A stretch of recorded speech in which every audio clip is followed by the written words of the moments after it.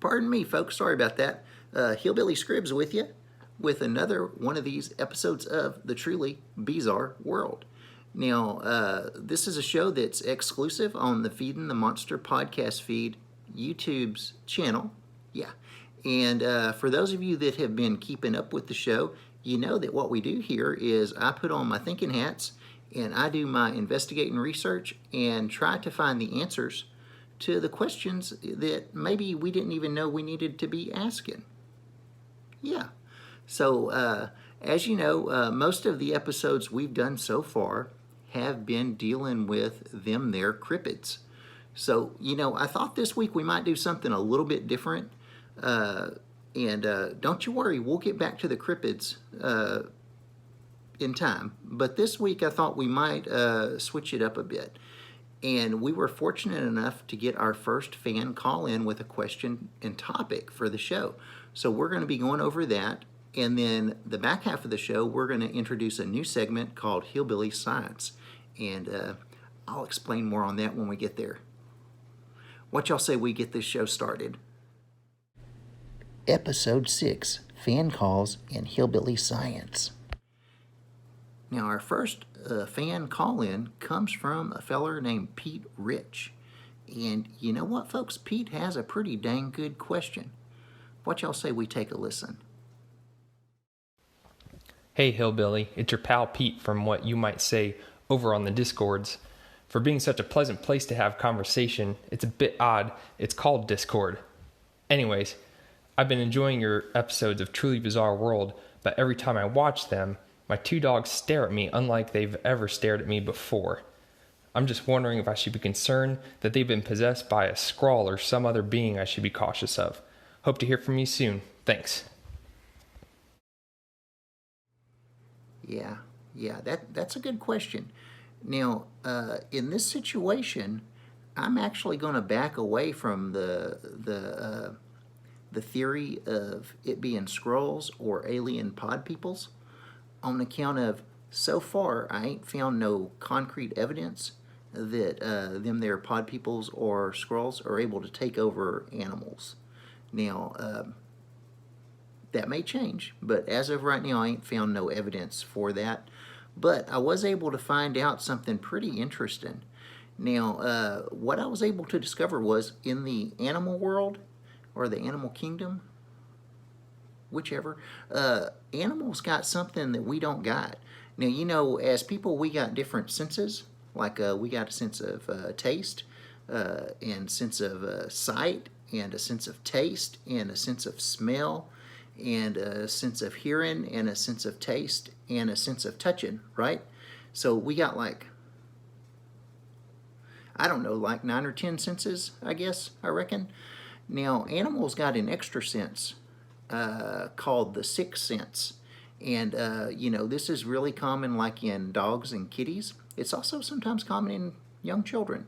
And this allows them to perceive things that, we don't know is there. Now, I think that's what's going on with your doggos. I think they're seeing or hearing or smelling or tasting something that you cannot do that to.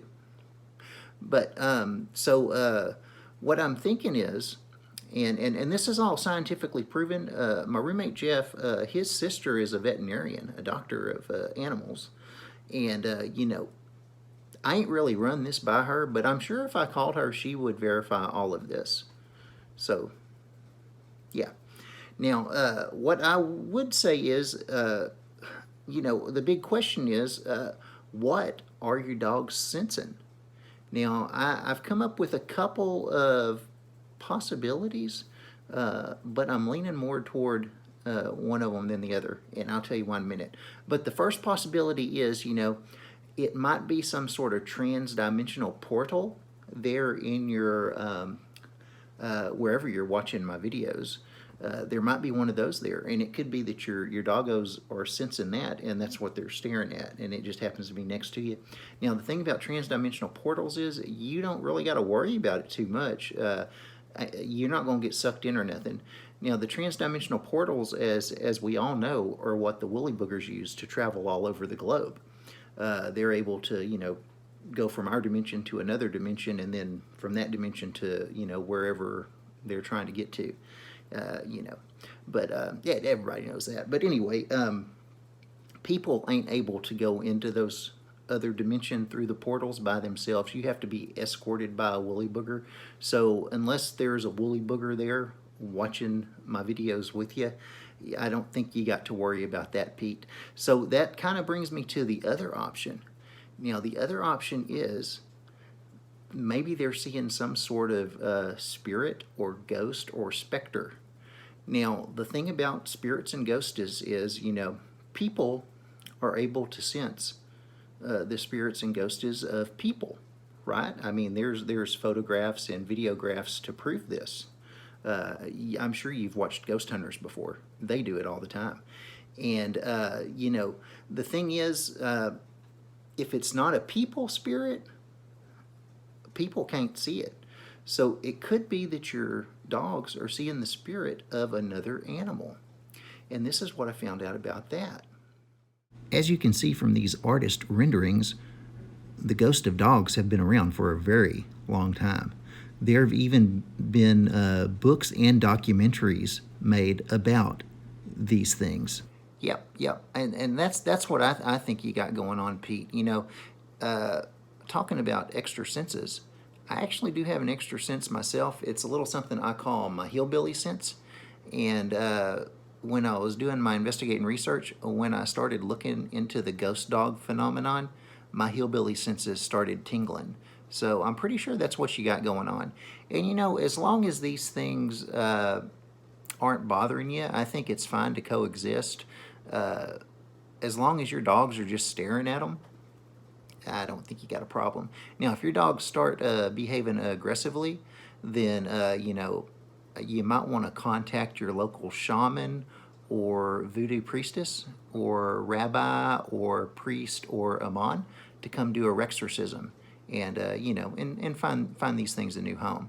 Now, as long as you're just coexisting peacefully, I think it'll be fine. You might even want to put out an extra bowl of water and food for them. And, if you see your dog staring off into space, steer in the same direction and maybe throw out a, "Who's a good boy? You're a good boy. Oh, you're a good ghost doggy, aren't you?" And I think you'll be just fine. I hope that answered your question, Pete, and I do appreciate the call in. And if any of the rest of y'all got questions or topics for the show, call in.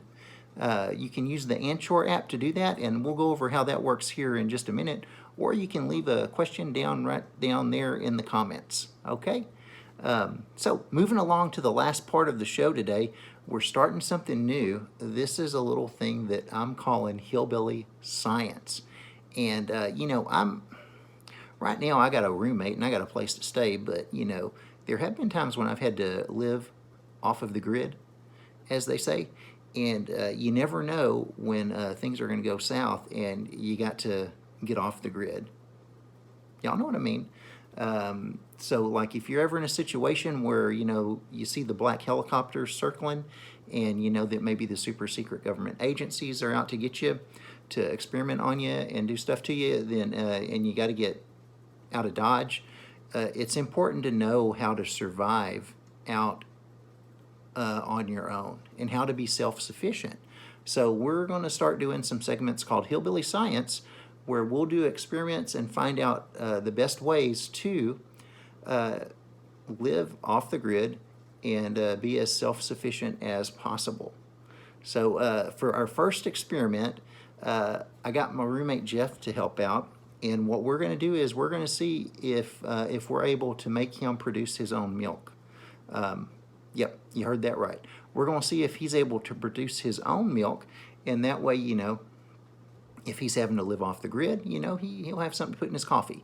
So without further ado, let's check out this video.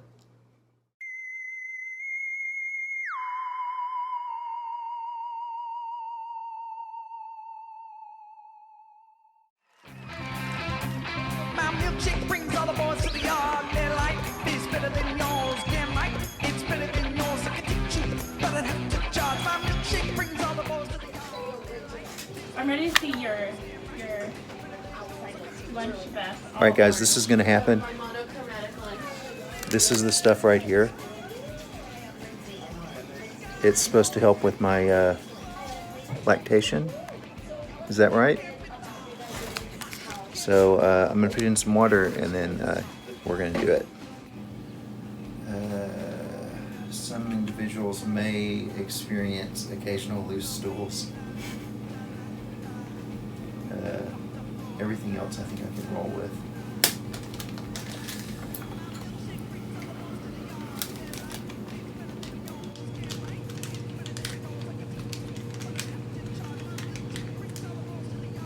It smells earthy.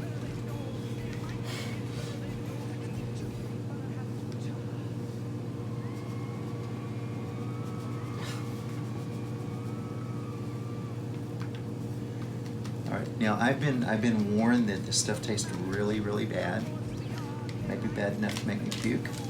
And I was told to mix it in the least amount of liquid so that there'd be the least amount for me to drink.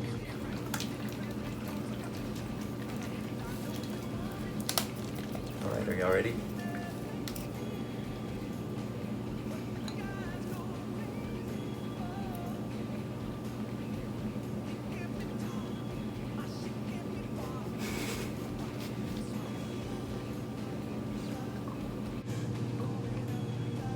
It's not that bad.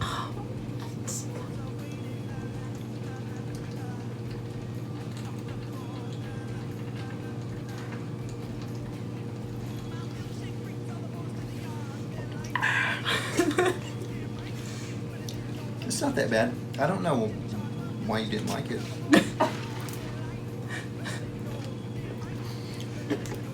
When will I have milk?